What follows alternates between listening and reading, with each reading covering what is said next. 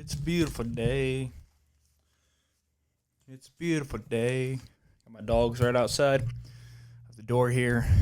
Girlfriend's out. Sister's out. I think they're like eating food, which would make sense. Usually what you do when you go out.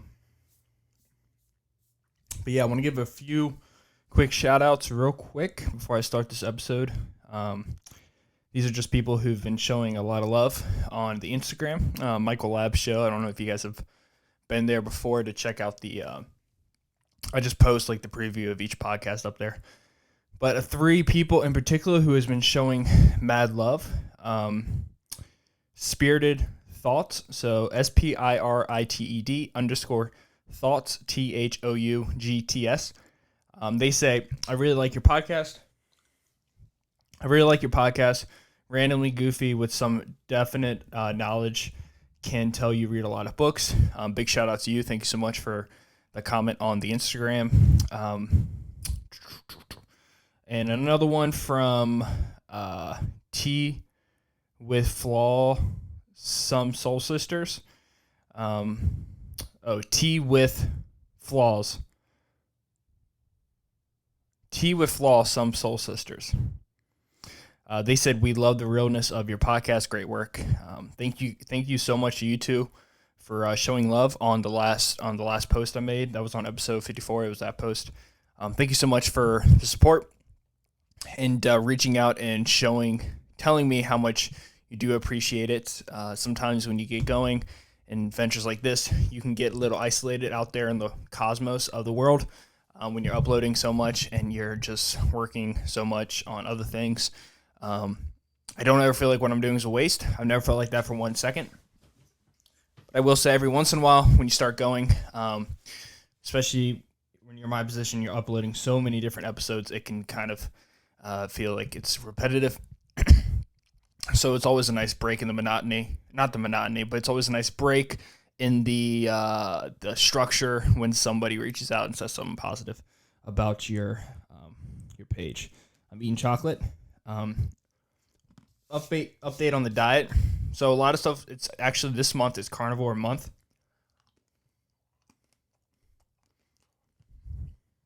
That was unprofessional.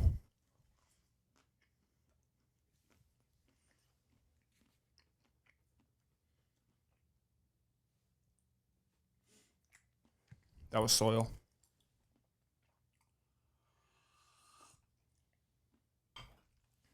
That was delicious.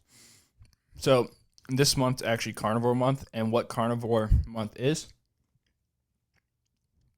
Carnivore diet is a diet where you only eat meat. Like you don't eat any veggies, you don't eat any fruit, you don't eat any carbohydrates. You just eat meat and no cheese or anything. I think you can have milk. Anything that, like, let's say you killed a cow, like you just out there at a farm, you jump the fence and you kill a cow. Anything that you can eat from the cow without processing it is what falls under the carnivore diet. And it's National Carnivore Month. And it's honestly really cool. So I did the keto diet for a while. I've never gone full on carnivore. And honestly, the only reason for that is because it's expensive. Otherwise, I would definitely try it. There's a lot of science that backs it. A lot of science that says it's good for your health, and it can be good for your overall, your overall health and longevity, and it's good for people with like diabetes, and it's good for. I know the keto diet was actually developed for two reasons. People who suffer from epilepsy. It's used for the ketogenic diet, which is a low carb diet, high fat, high protein diet, is used heavily for people who do suffer from epilepsy, and actually helps regulate their epileptic seizures, and it minimizes them. And when they do happen, they're less severe. There's a bunch of studies out on that. You can go look that up. Just Google keto in epilepsy. It was also used for the military, actually, the Navy SEALs, when they were diving deep under the water during like World War II.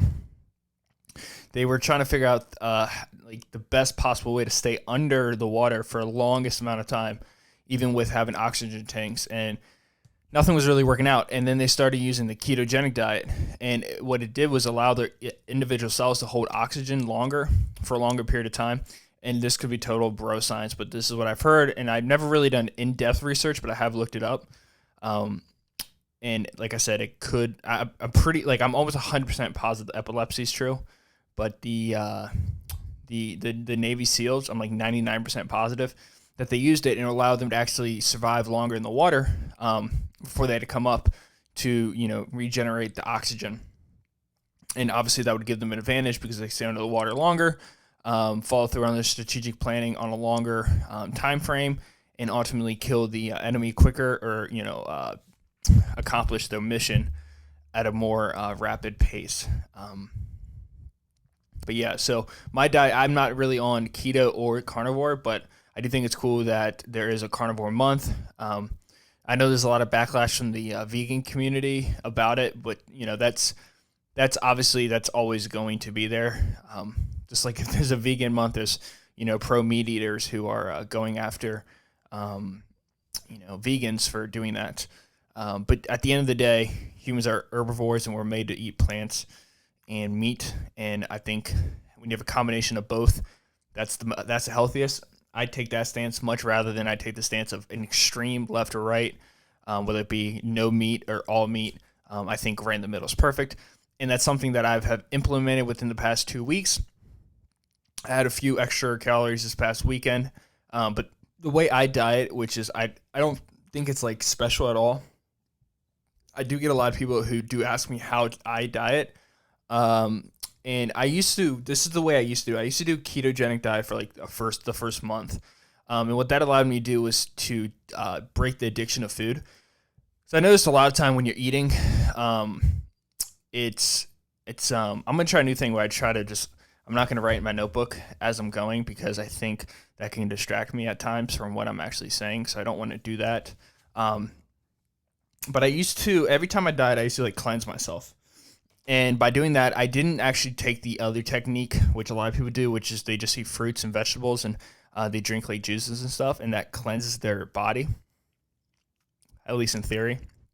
But I think what it does is it cleanses your body, but then there's a huge rubber band effect when you do recover from your diet or from your cleansing, when you clean your quote unquote pipes out, then you're going to eat a lot to fill the lake back up. Because when I think about dieting, I think of it as like a lake. So it's, if you can think of flat surface with a hole in the middle, so like an in-ground pool. And if you're really obese, you have a very, very deep pool. Your pool is like 10 feet deep. And you always have that pool filled up to the max with water. So 10 feet of water in that at all times, or in this case, 10 feet of food at all times. And what I think about when I diet is I want to, instead of not allowing that full 10 feet of water to be filled up, I want to have my pool filled up as much as possible, as high as possible for the longest period of time. But what I want to do is to decrease the depth of my pool. So instead of having a 10-foot pool, over time, I want my pool, let me just check this is recording. Sorry, I always get nervous that it's not.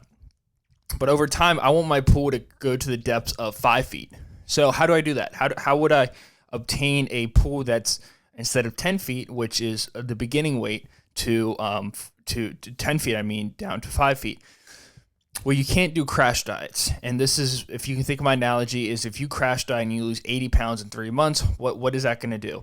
All you did was suck all the water out of your 10-foot pool. That's all you did. And you shot the water somewhere else. But you managed at like a pool that was filled up 50%, 75%, but you never really managed a pool that was filled 100%, so once the diet's over in your mind and you cross off the last day and you go back, you're going to eat normally. And then when you eat, you're going to fill that pool up and the water's going to go back. And what's going to happen is the water's going to hit the ground so hard, it's actually going to make the pool deeper and deeper and deeper.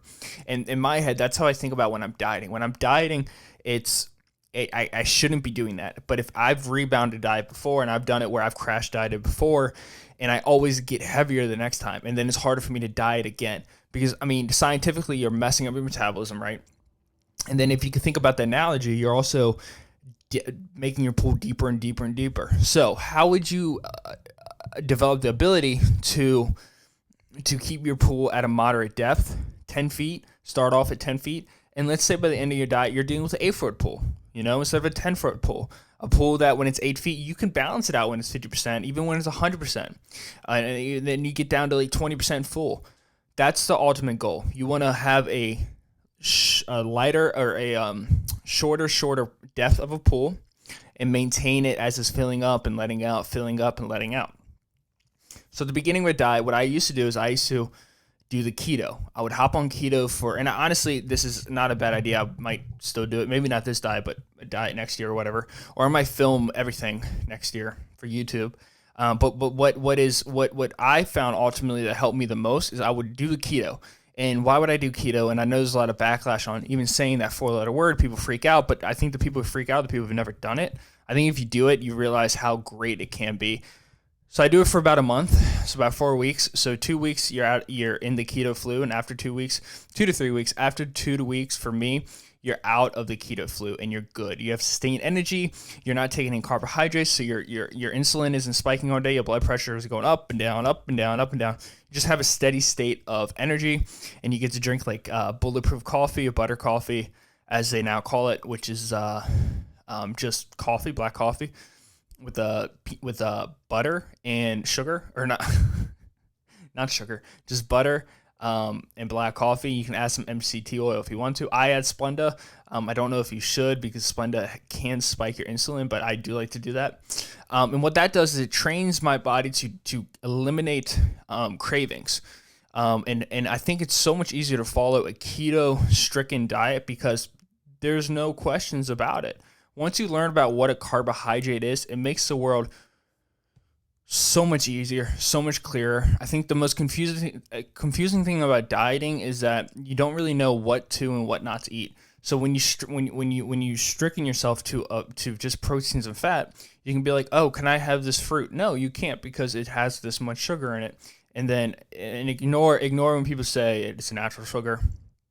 All sugar is natural. The only unnatural sugar is like Splenda and stuff. Everything else is natural sugar. Because you can't, you can replicate things like sugar, but it's not sugar, because your body won't break down energy. So the only sugar in the world is natural sugar. By the way, I'm not a scientist, not a doctor. I'm not trained in this at all. I just want to make that just want to put that out there before anybody will try to come back at me, because that's okay if you do, because I don't actually have medical studies in this, and I don't have a degree in this. This is just my personal experience and what I've done to my own body. I'm like a testing rat that I share publicly to people. So I get on keto, and that helps me train my body to become more strict again. And then once I'm done with the keto phase, so by this point, I don't really have cravings anymore. I know what to eat, what not to eat. I've lost about 10 pounds, about 10 pounds in 2 weeks. And that's just strictly developing a discipline and cutting out carbs, which is a huge source of calories, not carbs directly, but foods that incorporate carbs. Think about a cheeseburger. You can have a cheeseburger, but if you take away the buns, you just took away about 300 to 400 calories. You can't have French fries, so you can't have the French fries. So now you're just eating meat and cheese and bacon. And, you can't have ketchup. You can have mustard and mayo. Or no, you can't have mayo. You can have mayo, but I don't like mayo. You can have mustard that doesn't have any calories. So you're eliminating food, and you're learning how to navigate yourself through the world of food, essentially. And you're developing a new knowledge of food, which is, like I said, I think that's very important when you do diet, to develop a confidence level of food. So then after the first 2 to 3 weeks or a month or however long you want to do it, or if you do fall in love with it, you can stay in the keto, and you got to stay in a ketosis state. So you have to get into a ketosis state, and there's many things you can do. Just Google how to identify if I'm ketosis or not. You can do the 2 weeks of strict keto, so no carbs, high fat, high protein, or you can do just 2 days of fasting if you want to do that route. I've done that once. Wasn't easy, but it got me into ketosis a lot quicker. The coolest thing with keto is that you have a sustained energy, because you're not fluctuating in energy all day. You just have you're not extreme energy, not super low. You're just kind of even keel throughout the day, which I think is super awesome, super important. You are sleeping like a baby. I mean, you're sleeping so well, it's insane. You're having, not crazy dreams, but you're waking up feeling fine. You're not waking up panicking. You're not waking up anxiety attacks. You're just waking up like, oh, let's get the day started, but not like in a depressive state either. So then after that time, that's when I recommend actually following a diet. And what I do is not a diet, but just a way of eating. I follow IIFYM,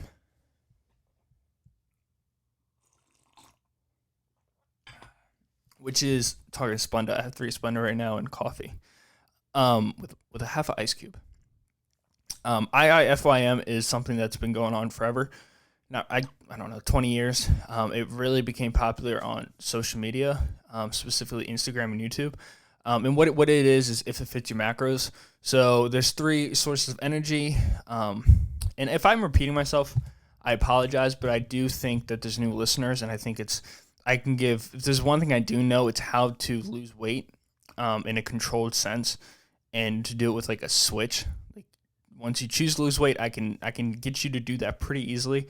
And I think what some information I give can help a lot of people, because I know a lot of people do watch these videos not for dieting information, but I think it's cool, especially since all these New Year's resolutions are going on, and a lot of them do involve health. And on top of that, I think people are getting into the gym for the first time ever, and they're working out, but they're not really seeing results because 100% of weight loss, not 100, but 99% is dieting. 1% is working out. You can't lose weight working out and not dieting. It's impossible. But you can lose weight dieting and not working out. So I think it's very important for people to hear this. But so like I was saying, carbohydrates, fat, and protein are your sources of energy, and energy is a calorie. So calorie and energy, just think of that as a calorie represents energy in a numerical term, if you want to think of it that way. Then you have alcohol, which is 7 calories per gram. So the way it works is, let's say you have 1 gram of fat, which is 9 calories per gram.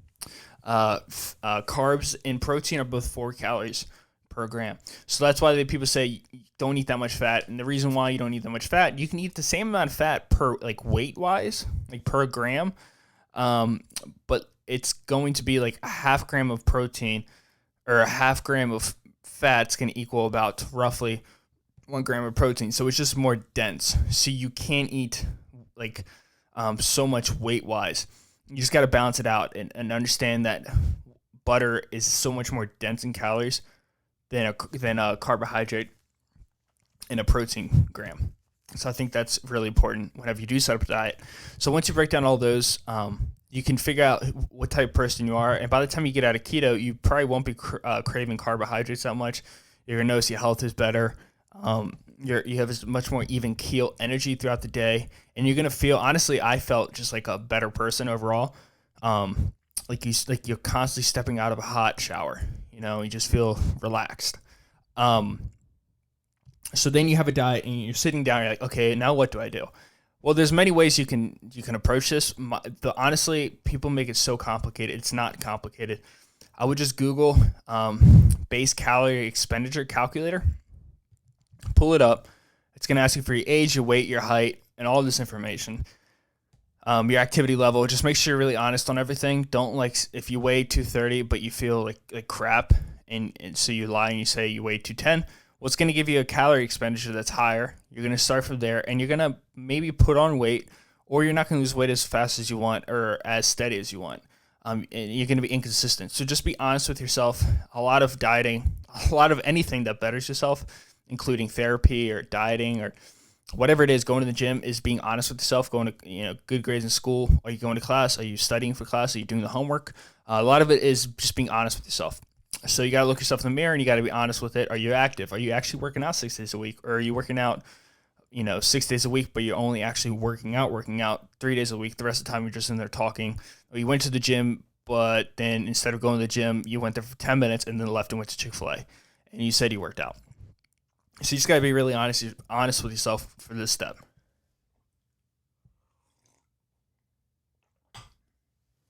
Once you have that done, you're going to take those calories. Then you can break the calories down in fat, protein, and carbs. So just a base number, let's just say 100 grams of fat. That's 900 calories. 200 grams of protein, 200 grams of carbohydrates. That's 800. Or 400. Add both, 400. Add both those together. 400 times 4, 8, 16. 1600 calories plus 900. That's 1600 calories from fat and protein, 200 grams of each. And you got 900 calories from 100 grams of fat. So you got 900 plus 1600.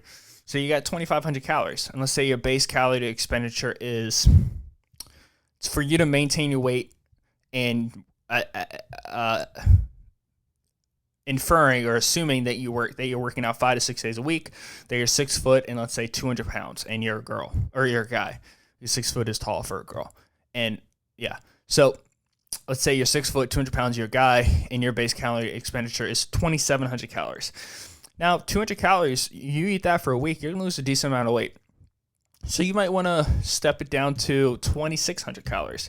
Do that for 2 weeks straight and see how you lose weight. And now from that, the reason why I like If It Fits Your Macos is because you have full control. Just download MyFitnessPal. Now you have full control of your future when it comes to calorie expenditure. Because 2,600 calories, once you stop losing weight there, you could drop it down to 2,550 or 2,500 or 2,400. And the deeper you go, the more you're going to drop your calories.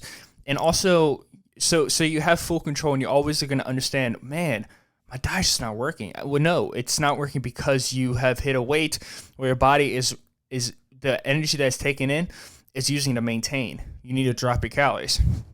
And there's many things you can do to control this. You can, which I'm a big proponent of, is start cardio about 6 weeks in.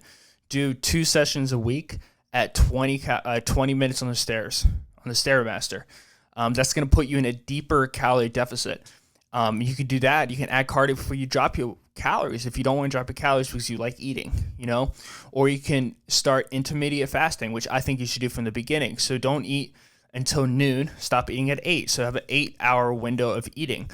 Or if your calories are lower, you can even start later. Eat at 2 o'clock. Stop eating at 8 o'clock. Have a 6 hours. So fast for 18 hours. Fast for 12 hours. So fast for 16 hours. Whatever it is.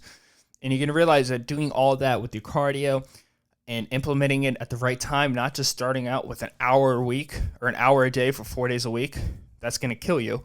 So you have control of your cardio, you have control of your weights, you have control of your diet. You have full control of that. And that's going to make you feel safer with your diet. Like you have more control in your diet. Like you are the one calling the shots. And you know what? You can also eat whatever you want.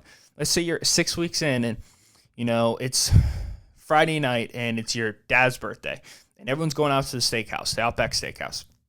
And your calories are 2,400. And you're like, damn, I don't want to go there and see chicken. Like, I want something good. Well, you know what? The night before, after you know the plans, pull up MyFitnessPal, Google Outback Steakhouse, and just start plugging in food. If it's like 1,600 calories, then throughout the day, you know that you can only eat 800 calories. So fast until about 2 p.m. From 2 p.m. to 4 p.m., have about 800 calories. Drink a bunch of water, and then boom, eat the 1,600 calorie meal. And you're going to wake up in the morning slightly bloated. Your weight's going to be a little bit higher, but that's just because you ate later. So and I think when you have control of your diet, I think that makes the world seem so much easier. And then do it for about a year and then wean off of it. Then go back and just kind of figure it out. Intuitively eat. Are you hungry? Eat. If you're not, don't eat. If you're hungry, but you don't want to eat, just don't eat, So I think the coolest thing about that dieting is it gives the power to you. You have full control of it, and you can call the shots. And I think a lot of people fail in dieting because they don't feel like they have control. They get stuck at a roadblock and they're like, damn, I don't have the answers, man. And I think that can really mess with it. But I think that's kind of where I am right now. I started at 217. I got down to about 210. Back up to 213 because I had a few extra meals. But in 2 weeks, 7 pounds, not bad at all. And, I'm starting early. I usually never start dieting until, way too late, like April. And then I crash diet, honestly, and I get pretty shredded, but I do it way too quickly. So right now I'm started at 217. I'm going to be going into April at about 198. So I'm really just trying to control my diet and go to school, build my personal training books, which I think I got business cards today. So if I know you personally, reach out to me. If you know anybody who needs needs a trainer, hit me up. I think it'd be awesome if we could train together. But what else was I gonna say? Yeah, so I mean, if you guys have any questions about dieting or anything like that, I'm not an expert, but this is what's worked for me, and I know I've helped a lot of people lose weight. I would say not hundreds, but at least 50 people lose weight and reach some of the fitness goals. So if you want to reach out to me, just let me know. Mike R Labs on my Instagram, Michael Labs Show, if you want to, or just stop me at the gym or whatever. But yeah, that's kind of dieting 101 with me. That wasn't really a topic I want to talk about. I wanted to talk about the world exploding 300 or 800,000 years ago, but I digress.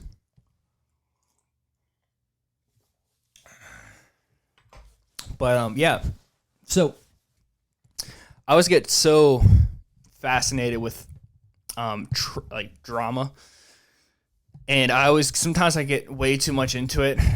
Like lately, I've been so at my job, there's 2 TVs, and they have Fox and CNN on all the time. Just kind of company policy. And other than that, I would never watch the news. And I was having this I was sitting down on the couch yesterday, and I was thinking about me at work watching the TV. And I pulled up Twitter, and I saw that a huge scientist had just confirmed that about 800,000 years ago, a huge asteroid, meteorite, came down from space and was about 1.2 miles long and slammed right into the Turkey area of the world. I think it was that Turkey-Palestine area, and basically put the world into an ice age. And I 1.2 miles long. That's ridiculous. That's insane. That is so much rock just slamming in the earth. And there's been some 7-10 miles long of just straight up rock. I mean, there's volcano craters of just miles, like a mile long volcano crater, just shooting out lava, just spewing the freaking world with terror. I mean, that's insane if you really think about it. But I was watching this TV, and it's a bunch of bullshit, like, just politics and a bunch of stuff that's like, oh, this is so stupid. Like, this is so petty. Like, what are we even arguing about here? And then I'm thinking about this huge rock that hit us, and it put me into this really like a place of just confusion. I always think about evolution. I think about space and time. It's on my mind all the time. It's something in my life that scares the shit out of me, but it also really levels me out, especially when I hear stupid shit from not stupid people, from just I guess ignorant people about. Anytime anybody is so hardcore on something, it scares the shit out of me. It confuses me. It makes you go like, what? So what about? So you don't think anything about the other side? Like clearly, like look, if I'm a Democrat and you're a Republican, or if I'm Republican, it doesn't matter.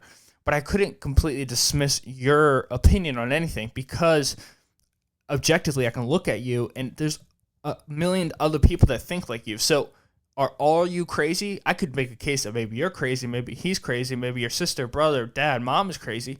But can I make it a case that millions of people are crazy?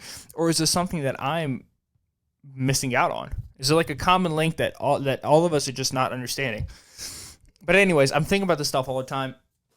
And then as I'm watching the TV, or I don't know I think I was watching like Ridiculousness, which is a game show where people just fucking run into each other and shit and break their heads.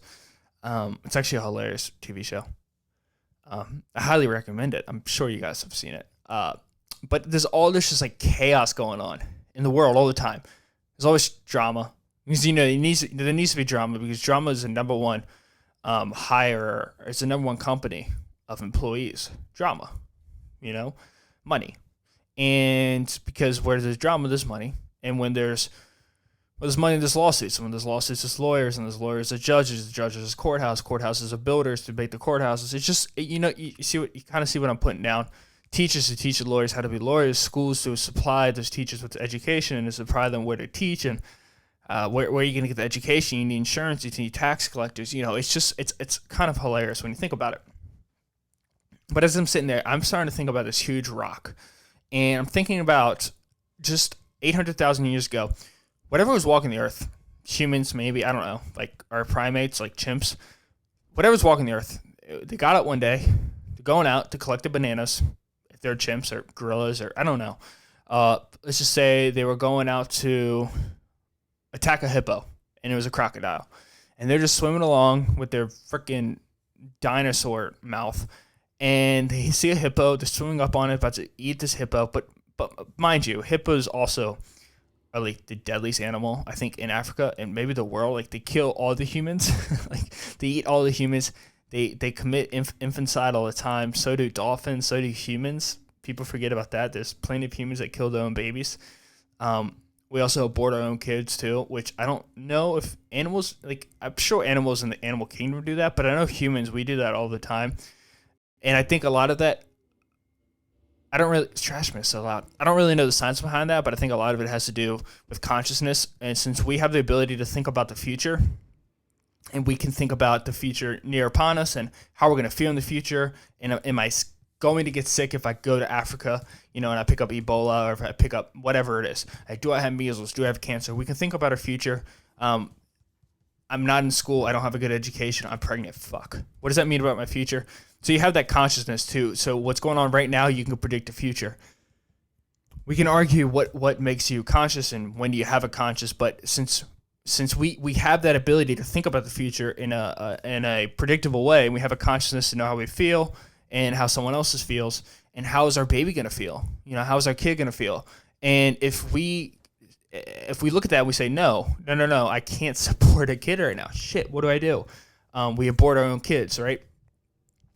So I don't know if animals can do that per se. I know like rats can do it, but I don't think they do it voluntarily. I think like the smell of a new male coming in, isn't that crazy? So mice and rats have this ability. If a female's pregnant, since there's such a patriarchal society, if a female's pregnant by a male and a new male comes in and gets rid of the other male, the smell of the new male coming in will have the woman, rat or mice, the female will abort the pregnant kid, the baby mouse that's inside of them, because they know just through evolution that once the baby comes out, the new male's, the dominant one, is gonna impregnate her. It's gonna kill the baby because it knows that that's not their kid, and that's wild. Like, that shit happens all the time. But anyways, humans do the same thing. I don't think they eat the other kid, but they will. Like, you hear stories all the time, and it's gruesome. We don't want to talk about it, but it happens all the time where, like, a mom would kill the baby, or a stepdad would kill the son or the daughter, the stepdaughter. And that's super fascinating. I was listening to this. God, I hope YouTube doesn't fine me for this or take away ad money from this. But in this book, Behave, it talks about the violence of stepfathers, specifically stepfathers and stepmothers, but more specifically stepfathers on their stepkids. It's really crazy to think about. You don't want to think about it this way. And I'm sorry, I'm not trying to offend anybody out there. This is just extreme cases. Obviously, all this is extreme cases. Fathers who hurt their kids are monsters. Stepfathers who hurt their kids are monsters. But if you look at the monsters out there, and then you look at the statistics of who's creating the crime, it's usually 9 times out of 10, 8 times out of 10 is from stepfathers, because they know that's not their kid, And it's a really weird. It's almost like a Sigmund Freud kind of theory. It's like, you're not my kid, so I don't really care too much. You're not going to pass down my genes, so I'll beat you, whatever. I'll kill you. It's really weird if you think about it that way. But you see in the animal kingdom all the time, and I think we get so far gone from what we are at the core. Like, what is a human at the core? We are a chimp, an advanced chimp. We are a higher primate. We're higher up on the quote unquote IQ scale. Like, we're smart, right? That's what we're supposed to be. But there's always these things about us that just kind of snap us back in the animal world. Where you wake up one day and you hear this story of, this mom threw her baby out in the garbage can. It's like, what the fuck is going on? What's going on? That's so wild. It's a crazy person. Or it's just a chimp, an outlying chimp, a chimp that is broken, a broken chimp. And I smile about it, not because I think it's good. Obviously I think it's terrible. And I hope if you wouldn't assume that I think it's good to do. But I smile because it's the truth. It's the truth, and it happens, and it's dark, and it's sad, and it's scary, but it's the truth, and it happens, and we can't deny that. But as I'm thinking about the alligators and infanticide and all this nonsense and craziness, I started thinking about what would happen. Oh, by the way, I got this one other kind of sly remark I want to make. You hear so much about like climate control and like climate crisis, and trust me, I believe in climate change 100%. I'm not an idiot. There's proof. The science is science is funded by the oil companies. You could say, well, it's not climate change because all the scientists are funded by the oil companies. No, but there's like private studies. Also, if you're human, you know it's climate change. Specifically, what happened 2 days ago. It was like, or 3 days ago, whatever. I think it was like January 11th. I live in Maryland. It was 70 degrees outside. It was so hot outside. But it was so interesting because on social media, everybody's out walking in the park and playing with the kids, blah, blah, blah, doing all this. But these are the same people who complain every day about it's so cold. It's so, like, gotta save the planet. But they're enjoying the heating planet. It's 70 degrees outside. I thought that was wild and kind of funny. And that was immature, and I shouldn't have said that, but I did. But one thing I want to hit on real quick before we do go. Two things, actually. So I thought it's so crazy to think that all this drama and all this bickering on social media, Facebook specifically, Facebook is just a place now where people go and complain about politics and just bitch at each other like fucking 4-year-old kids. It's such a weird space now.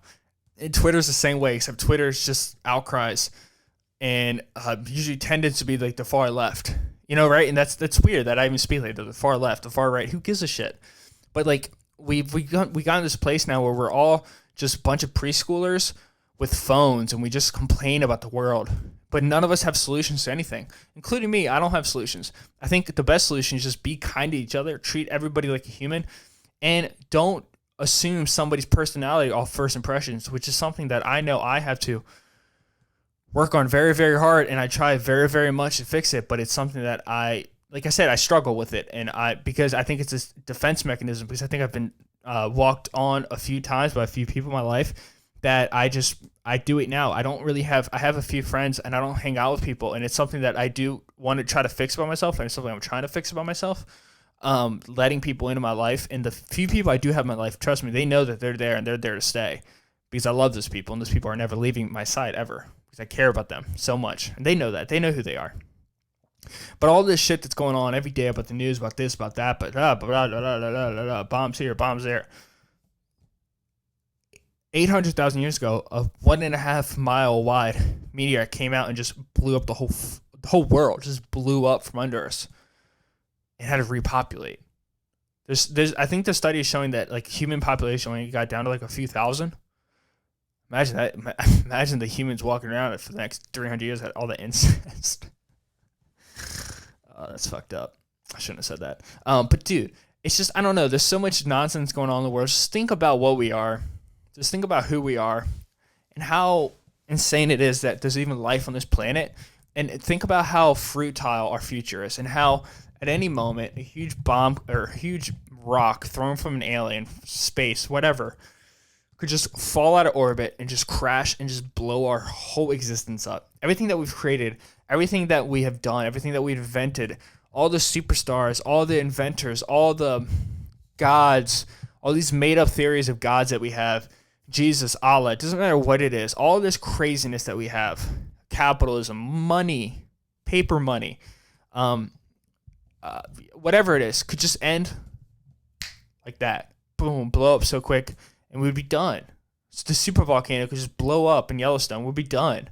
Or you could have, if the sun just got a little bit angry with us, like, God damn, look at these humans. We give these humans this entire planet, and what do? They built smokestacks and just burn the shit out of it, and methane, just let it blow through the ozone. Okay, here, take this. Here's a solar flare. I'm going to blow you guys to pieces. And boom, done. So I think it's very important to find a balance of enjoy your life, but I think it's really important to have perspective on what it is. What is life? What it is. Should we spend our time on the internet yelling at people that we don't know saying things that most of the time we don't believe, or that we just recently started to believe. And since we just recently started to believe, we're going to start yelling at the top of the hill about it because we think we're the first ones to know about it.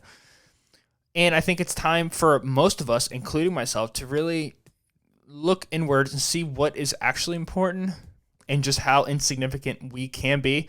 I'm not saying it in a nihilistic way. I've been nihilistic before, and I do think it all matters. And the reason why I used to think nothing mattered that I did ever. But then I started realizing, I was listening to Jordan Peterson, and he started talking about a rock in the water. And when you throw a rock in the water, there's ripples. And I think all of us are rocks being thrown in the water. And I think we shoot off ripples. And the way we interact with people are those ripples. And I think if we could all just treat ourselves as the splash in the water and our ripples were positive instead of negative, this world would be such a happier place. And then we can all be happy when we all die from a rock and thrown at us at hundreds of thousands of miles per hour at 1.2 miles wide and just blowing the shit out of our planet. But think about that. Think about that next time you're arguing with somebody because they're pro-Trump or they hate Trump. Or think about that next time you hear someone start saying climate change is not real. Stop yelling at them. They're not going to change their mind. Chill out, bro. Doesn't matter. But enjoy the weather, whatever. And I think there's things that we can do that will, as a collective group, can slow down craziness. But I think it's very important for us to look around and, are you doing the best you can be? Are you making your bed? My bed's not made. Are you taking care of your life before you inflict your opinion on somebody else's? That's all I got to say, man. By the way, the Packers are going to the NFC Championship. I am a Packers fan. I hope they can go all the way to Super Bowl, but I am very worried because the 49ers have, I think last time we played them, they beat us by 3 touchdowns, or like 30 points. 3 field goals, doesn't matter. 3 touchdowns, 3 points, who cares? They beat us, and they beat us pretty bad. We're playing in the home stadium, but we will see. Aaron Rodgers doesn't have much to work with, but he has Aaron Jones. Devontae Adams looks like a superstar that he is when he was playing with Randall Cobb and Jordy Nelson. And the defense is looking crazy. The Smith brothers are solid, but we'll see how that goes. But let's be good to each other. Let's care about each other. I'm going to go ahead. I'm going to let you guys go. Episode 56. Thank you so much for the 2 people who just share love.